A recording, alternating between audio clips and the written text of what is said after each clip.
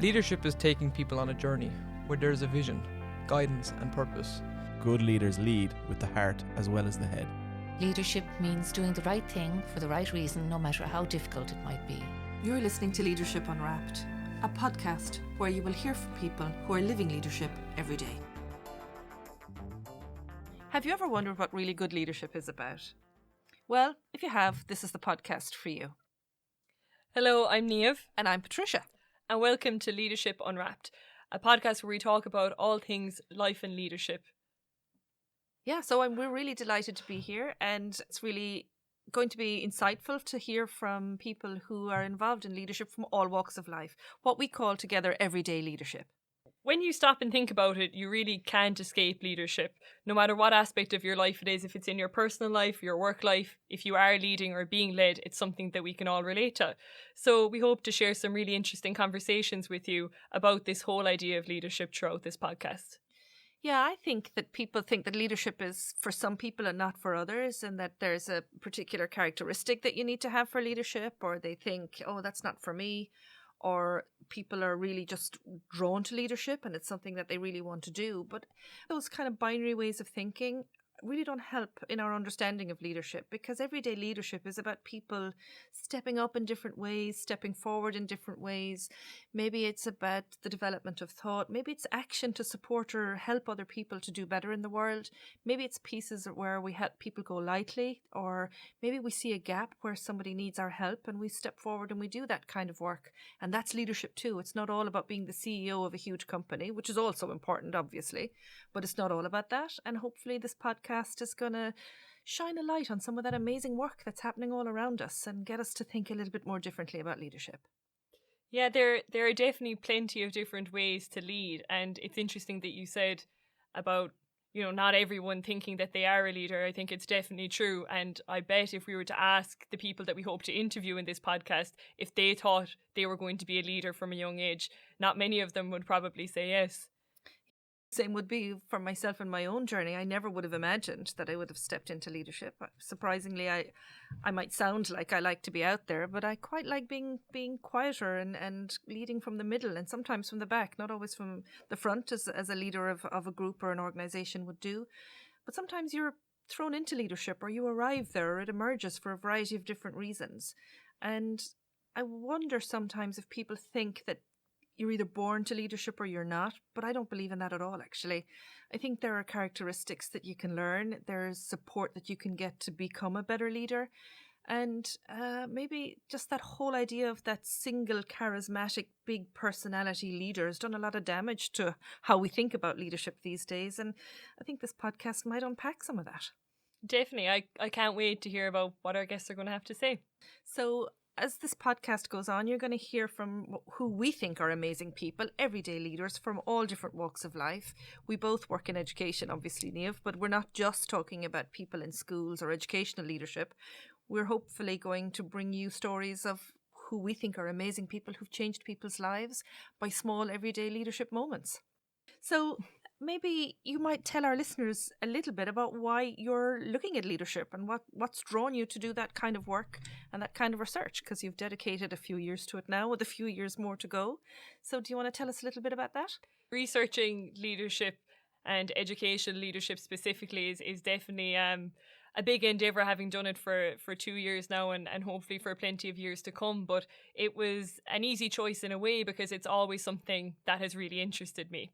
And there are plenty of aspects of leadership that are relatable to everyone, which is what specifically makes my work quite enjoyable. When you're in the middle of a PhD, you often think things are really interesting. You tell someone about them and they're kind of looking at you saying they don't find it as interesting. Leadership is something that I think is quite relatable. And I'm very lucky in the sense that researching leadership gives me a broad view of what's happening out there, because organizations are so different depending on their culture, depending on the people working there, who finds themselves in the leadership position or leadership positions as the case may be.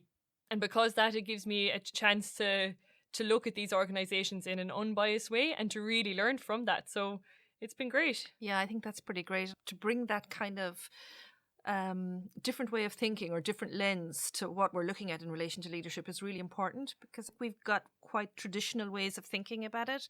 And I think it's really important to look at leadership from a variety of different perspectives, and we learn a bit more from that, and we learn from people's stories. The bit that we are missing in all the literature about leadership, because it's kind of dry. They're very much about resilience and strength, which all are very important, but sometimes just the story of the person is really important, and we get our inspiration from that story of what motivated somebody to do something. So I'm looking forward to listening to those kind of stories. So my own work has been, as you know, in organizations where leadership can be amazing and really empowering, and we help organizations do that. But also part of my work has been around when it goes wrong and when it goes awry. So some of the work is around bullying, around workplace conflict, around conflict management, around incivility, across the range of all of that.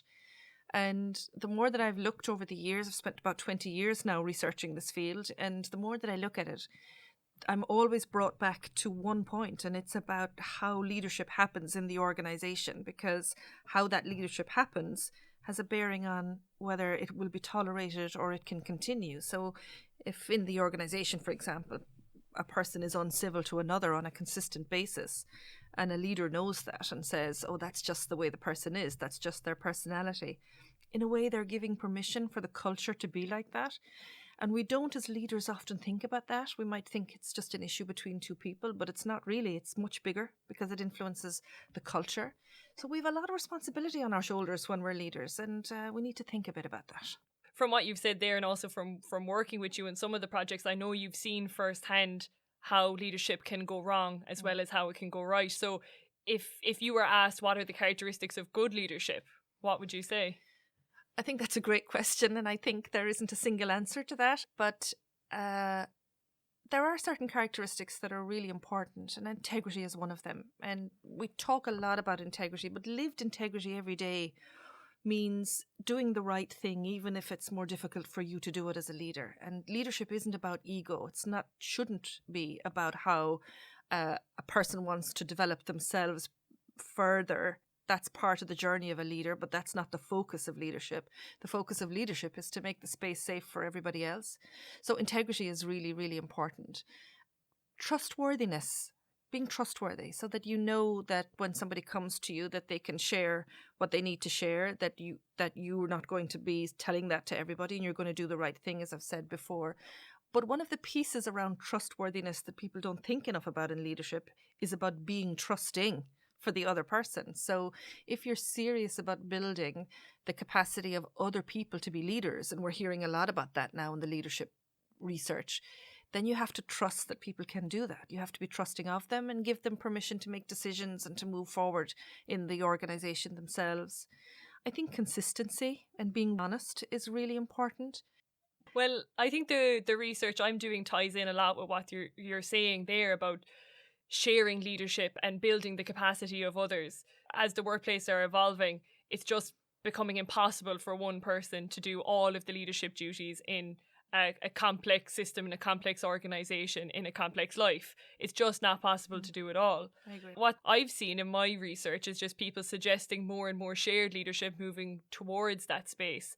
And that obviously involves empowering others and building up the capacity of others to take on those leadership roles within the organisation as well. You know, one of the things about that makes me really sad is when I hear people say, yeah, that's just the leader trying to delegate their work and pass it off to somebody else, and I don't get paid enough to do that, or that's not in my job description, or that's not in my pay grade. And I hear an awful lot of that in organizations. Now, I get that it's not about delegating your work to somebody else when you're the leader, but it is about creating spaces for people to step into leadership and to have the freedom to make decisions in that space and to work with you as a leader collaboratively, as a partnership.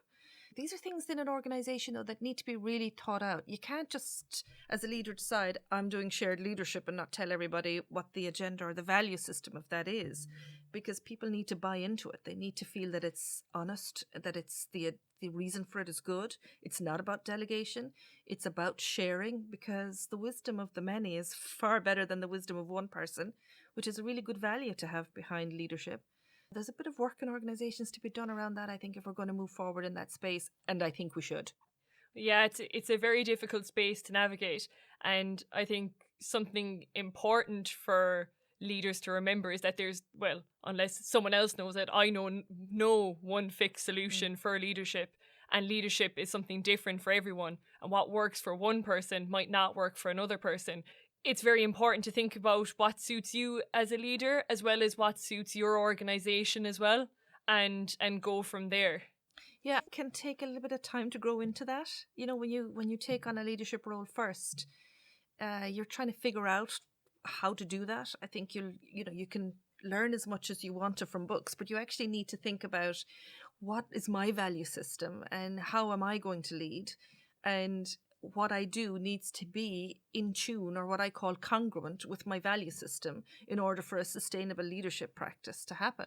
And when people in the organization feel that from you, and I mean feel it, I don't mean see it just, but actually feel it from you, that actually your values drive your practice, then they trust, then they step forward, then they know it's a good place to be. And that completely changes the culture of an organization for the good.